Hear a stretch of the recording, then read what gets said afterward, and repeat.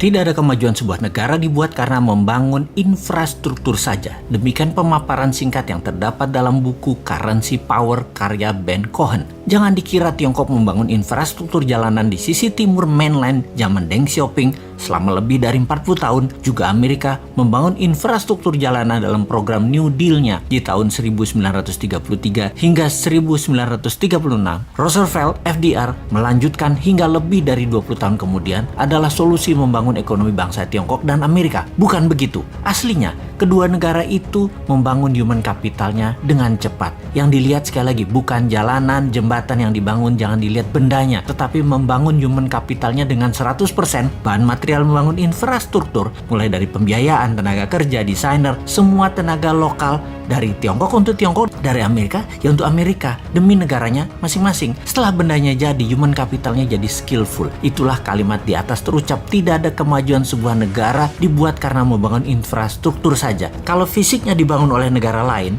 desainnya dibangun oleh negara lain, uangnya oleh negara lain, teknologinya dari negara lain, materialnya dari negara lain, itu membangun apa? Disinilah kita harus memfokuskan di dalam bangun negara ini secara sesungguhnya. Pembelajaran rakyat Tiongkok tidak berhenti di situ. Terus berlanjut di mana misalnya di tahun 1980-an ada jutaan orang Tiongkok belajar ke seluruh dunia dan terus dilanjutkan hingga saat ini.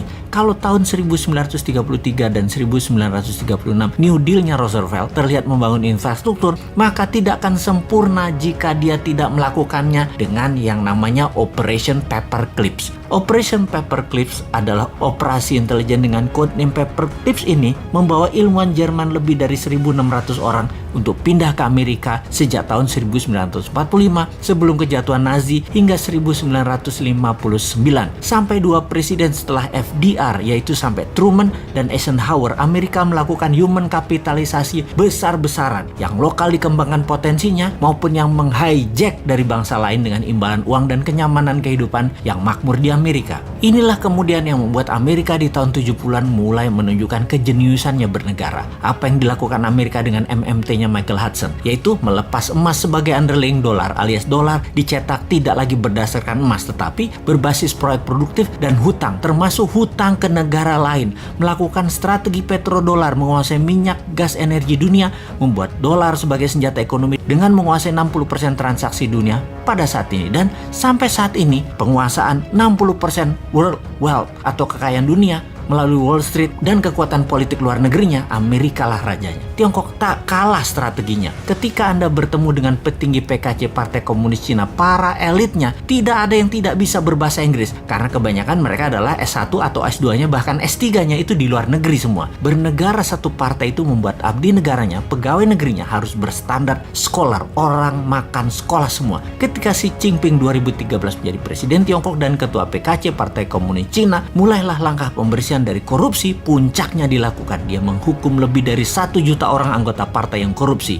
mulai dari yang terkejam menghukum mati pelaku dan mengucilkan keluarganya, sampai hukuman terendah bahwa tervonis korupsi dirinya dan keluarganya yang ada di kartu nama keluarga tidak boleh menggunakan fasilitas negara. Kemudian masuklah manusia-manusia terbaik Tiongkok menjabat, lalu dia mencanangkan BRI, Belt Road Initiative. Mulailah Tiongkok melakukan ekspansi keluar setelah 40 tahun membangun ke dalam. Kolonialisasi 5.0 berbasis bantuan ekonomi dengan produk Tiongkok, uang Tiongkok, SDM Tiongkok dimulai. Negara yang lemah pemahaman nasionalisme, kuat pragmatis dan beraliran populis, pasti kemakan strategi Tiongkok yang punya strategi yang memang berlawanan dengan kampret Amerika yang pakai jalan preman. Makanya hard power Amerika menjadi terlihat buruk dan soft power Tiongkok tidak terbaca sampai sumber daya alam suatu negara habis. Harusnya kedua negara tersebut, yaitu hard powernya Amerika dan soft powernya Tiongkok, hanya bisa dilawan dengan smart powernya New Mind. Gak seimbang nih perang atau warfare lawan Tiongkok dan Amerika kalau bernegaranya ala old mind yang beraliran populerisme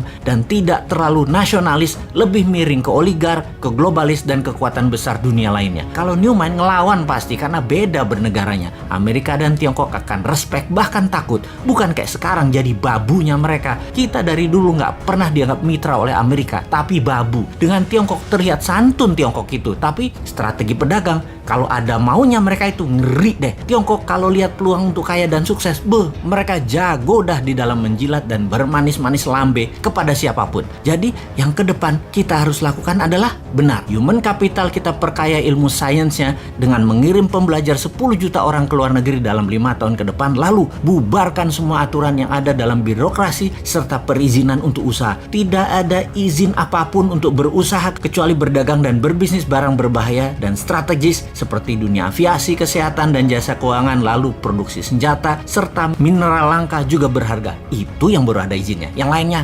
bebas.